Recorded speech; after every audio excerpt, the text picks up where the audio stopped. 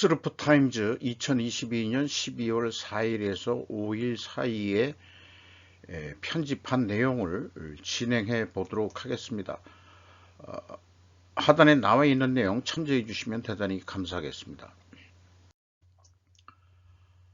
야후 파이낸스 뉴스에 람보르기니 CEO 우리는 생산할 수 있는 것보다 더 많은 차를 판매하고 있다 해가지고 럭셔리한 그 람보르기니 차를 선보였는데요. 뭐 선전 같은 내용이기도 할 것입니다만은 세계적인 인플레이션 속에서도 우리는 계속해서 잘 나간다, 이런 점인데 자관 어쨌든 부럽습니다.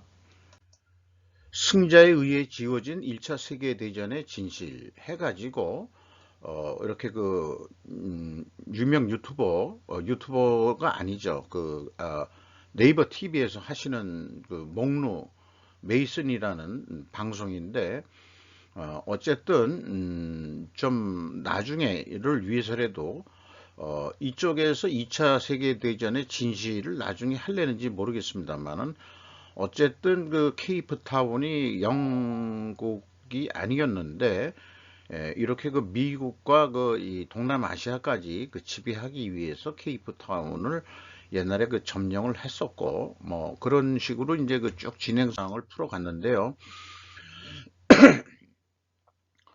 1차 대전에 참전을 미국이 하게 되는 거를 이런 대형 상선이 침몰이 되면서 그게 아마 의도돼 가지고 침몰을 시킨 거 아니냐 하는 거로 해서 결국은 참전해서 경제전쟁이다 하는 의미에서 미국에서 그러니까 이 사람들은 이제 기승전 항상 로스차일드로 결론을 맺으니까 꽂은 돈을 영국이 지면은 못 받으니까 하기 위해서 이 미국이 참전해라 라고 등뒤 밀었다, 이렇게 이제 진행이 되는 얘기 같습니다.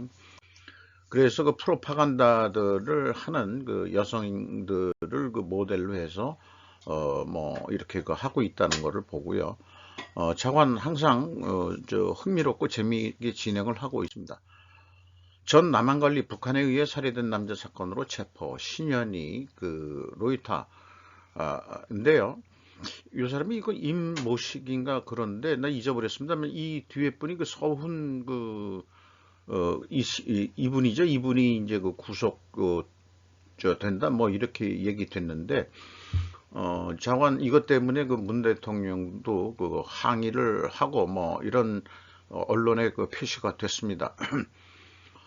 어떻게 규치가 결론이 될지 매우 궁금하네요.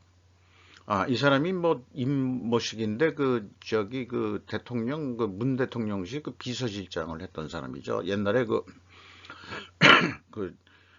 대학교 무슨 전국 무슨 총연합 회장을 했던 사람이고, 북한의 김일성인가 누구하고 직접 통화했었다는 그런 종북 좌파의 대표로 되어 있는 사람이었었죠.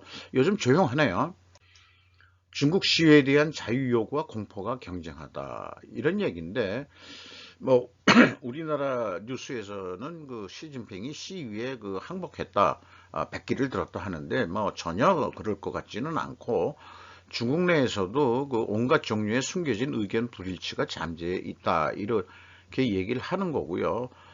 중국 사회에서도 당연히 의견 차이와 이견이 있을 수 있다, 이런 내용을 로이터에서 또 좀 소개를 했습니다. 도쿄 신주쿠의 시진핑 퇴진 시위 참가자가 증언, 일본에 와서야 중국 공산당의 무서움을 알았다. 뉴스 포스트 세븐이라고 읽게 되겠네요. 우리말로는 동양경제 온라인 뉴소스 컨설턴트라는 사람의 내용인데, 취재한 내용들을 이렇게 얘기를 했고, 중국인 남성이 일본의 다큐멘터리 영화 시대혁명을 보고서야 중국 공산당의 무서움을 알았다, 이렇게 얘기를 하고 있습니다. 홍콩에서 벌어진 반성부 시위를 기록한 그런 거였다고 그러네요. 일본의 보도에서 모르는 지금의 중국의 복잡함, 제로 코로나 정책 비판으로는 보이지 않는 상황이다. 동양경제, 요게 이제 동양경제 거였네요.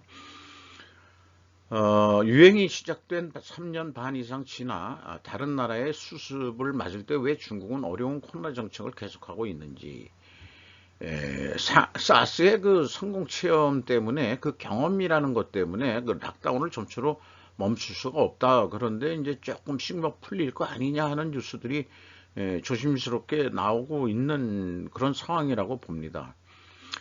그런데 이 중국이 워낙 넓어서 지역 간 격차가 심해가지고 이걸 다 풀어버리면은 또 그 백신도 완벽하게 그 준비가 된 게 아니라서 또 오히려 그동안에 그 막았던 게 확 그 전염이 확산될 소지 때문에 좀 두려워한다 이런 내용인 것 같습니다. 그러면서도 어떻게 해서든지 조금 완화시켜 보려고 그러고 있다는 거죠.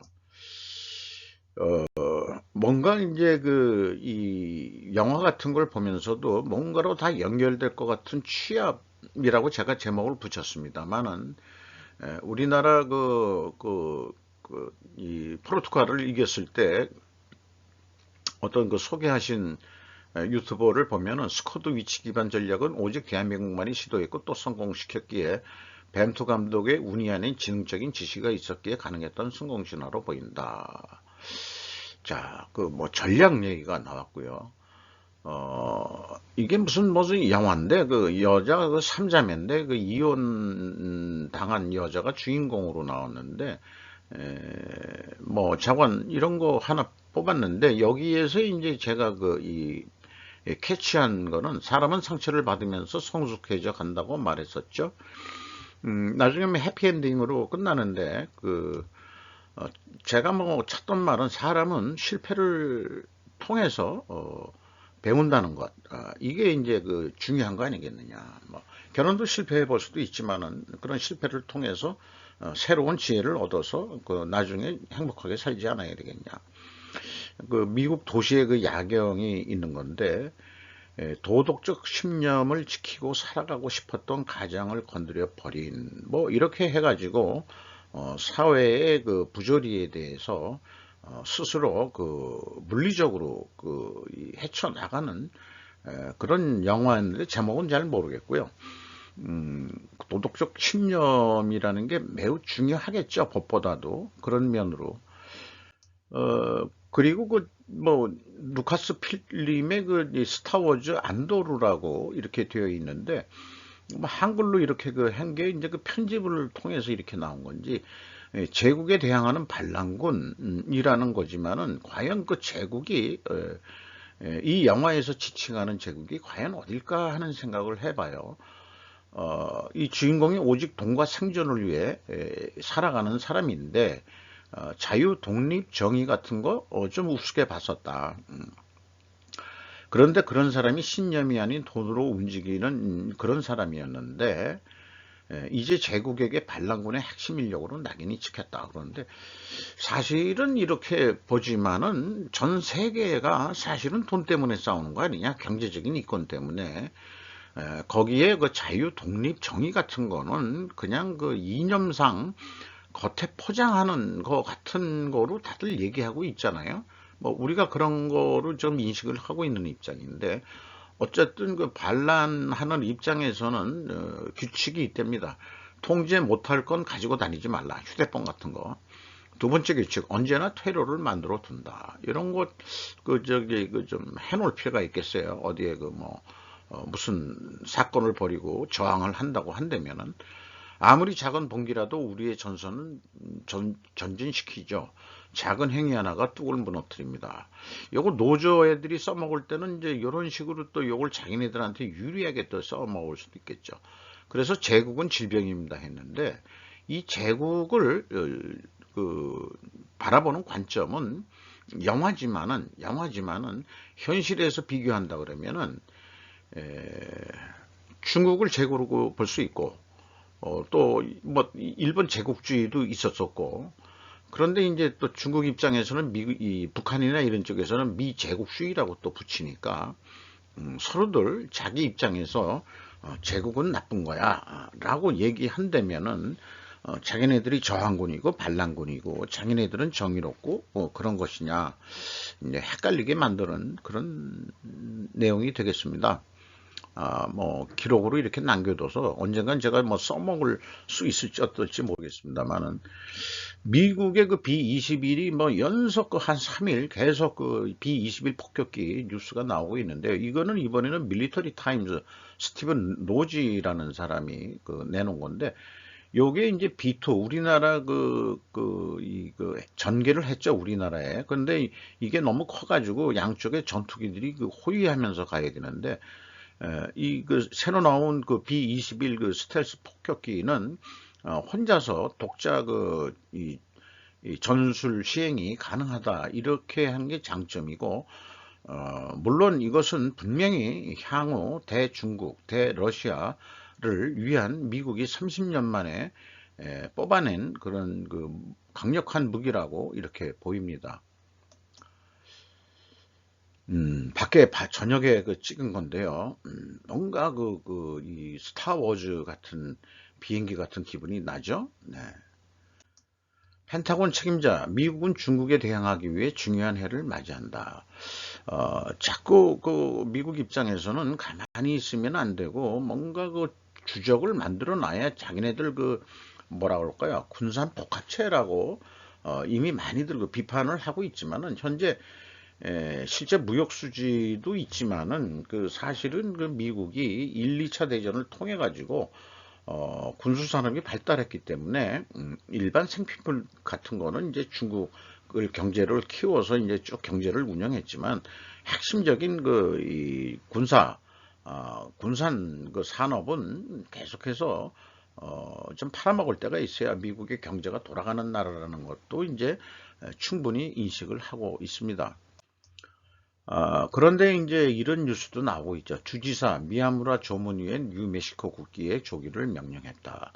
라스 크루즈 썬뉴스라는 데 모양인데 스텝 리포터라고 돼 있어가지고 이 일본계 미국인인데 2차 대전 당시에도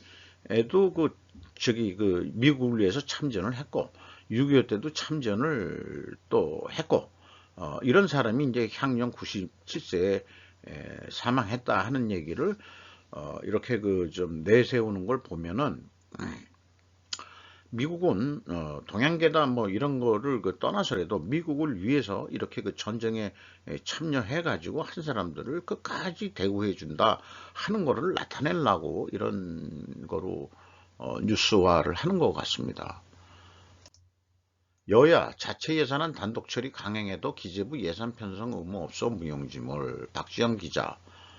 이게 어디 건나 잊어버렸네. 조선비즈 건지 아니 한국경제 건지 잘 모르겠습니다. 헌법 57조에 정부 동의 없이 예산 금액 늘리거나 새 비목 설치할 수 없다 명시가 되어 있다. 국회는 정부 예산안 수정하는 권한 부여했지만 복잡한 개수 작업은 결국 기재부의 예산실 없으면 불가능하다. 기재부는 야당의 예산 편성할 의무 없다. 국회 정부 예산 의견 있으지 최종 결정은 결국 정부 의지대로 가는 거 아니냐. 뭐 아무리 현재 거대 야당이 이 벤치를 놓다 하더라도 밀고 나갈 건 밀고 나가면 그만 아니냐. 아마 이런 식의 뉴스는 아마 조선 쪽일 것 같아요. 우원식 국회 예결위 위원장과 더불어민주당 의원들이 28일 오후 서울 여의도 국회에서 열린 예산 결산특별위원회의 예산안 등 조정소위원회에서 심사를 하고 있다. 이날 국민의힘 의원들은 민주당 일방 처리한 상임위 예비심사의 재심사를 촉구하며 불참했다. 뉴스1에서 따온 사진은 여기서 따왔는데 조선일보 뉴스로 기억이 납니다. 근데 제가 어떤 우연한 기회에 국회에 가가지고 국회에도 예산처가 있어요. 그래서 언론기관에서 국회 예산처 비서관들이 사전회의 등 이후에 의원들에게 뭔가 자기네들끼리 이게 얘기를 해가지고 이렇게 이제 예산이 내년 예산안이 이렇게 돼 있는데 뭐 이런 것들을 검토해서 사실 무식한 국회의원 사람들이 있거든요. 그러니까 이제 비서관들은 그래도 좀 배운 사람을 갖다 비서관을 쓰니까 거기에서 이제 뭐 여야 의원들 비서관들이 다 모이긴 모이는 모양이에요. 예산처의 직원들이. 그래서 이제 그런 자료들을 국회의원들한테 객관적인 데이터를 이렇게 제공해서 협의가 되도록 그렇게 고생하는 이런 작업을 제가 우연히 봤습니다. 그래서 거기서 그때 이제 벌써 한 10년이나 됐을까 그런데 거기서 그래서 내년도 예산안 하나 자료 좀 얻어갑시다 해가지고 이거 아직 비밀인데 그래도 그냥 가져가세요 해가지고 제가 얻어와가지고 그거를 쭉 면밀히 한번 좀 본 적이 있습니다. 국가 전체 예산에 대해서요. 근데 이제 아시다시피 국방 예산 같은 거는 내역이 없다는 거, 이런 거 중요한 겁니다. 네. 또 일요일 날 유튜브에서 하는 슈카 올드라는 젊으신 유명분이 있는데 이 주권 패권주의 뭐가 시진핑 엉하께서 우리 그렇게 확장주의 안 하고 그다음에 우리는 대화를 통해 가지고 잘 한다.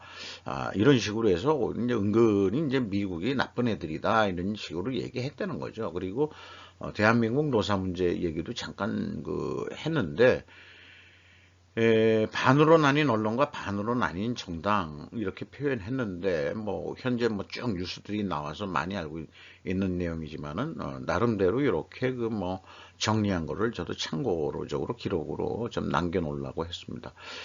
2019년 세계경제포럼 WEF의 국가경력 평가 결과 코리아가 근로자 권위는 93인데 고용해고 유연성은 102이다. 그러니까 마음대로 해고를 못한다. 예. 그러니까 이게 역전이 아니고 고용해고가 어려울 수도 있나? 근로자의 권위는 낮은데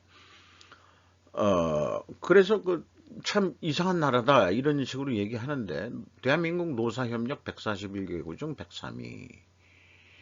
유연성과는 거리가 먼 대한민국과 일본 평생 직장이라는 개념으로 해서 대한민국, 일본, 미국이 이렇게 있는데 이 파란 게 정리해고 정리해고 비용, 그 다음에 주황색이 국내 이직 용이성, 그 다음에 이 회색이 고용해고 유연성. 그런데 일본이나 이렇게 좀 유연성이 좀 안 좋다 그런 얘기죠. 순위로 봐서는 이게 사고방식으로 일본이나 우리나라나 사실 우리나라 기업 문화도 처음에는 일본 기업 문화 쪽에서 배워온 거기 때문에 유사할 겁니다. 기업이 좀 어려워도 데리고 산다. 이런 가족주의 정신이 남아있는 거기 때문에 이런 그런 게 있는 거 아닌가 그런 생각도 있어요. 보아 뉴스에서 김정은이 이 나이든 이 보아 직원들 신경질 내면서 설명하고 있는 그런 거 한번 캡처해 봤고 또 우리 김여정 언니인가 누나예요. 김정은이 누나예요. 둘이 이제 사무실에 올라가는 쥐들 추운 겨울에 그런 거 하나 그냥 기록으로 봤습니다. 원전 강국 중국 세계 최초 지상 SMR 소형원전. 우리나라도 이거 소형원전 이거 빨리 해야 될 텐데 중국이 중국 핵공업집단공사 CNCC 이렇게 돼 있는데 SMR 스몰 모듈라 리액터 이렇게 착공했다고 광명일보가 5일 전했다는데 이게 이제 사진인 모양이에요. 참고해서 머니에스 최유빈 기자가 원전 부활 8고든 박정원 두산그룹 회장, 이 두산 에너빌리티가 원전으로 다시 잘 되기를 바라고 이번에 사우디 빈살만 사우디아라비아 왕세자 왔을 때 좀 청신호가 좀 커졌다 이런 식으로 좀 소개를 하고 있습니다만 우리나라도 SMR을 발빠르게 좀 해야 될 거라고 생각을 합니다.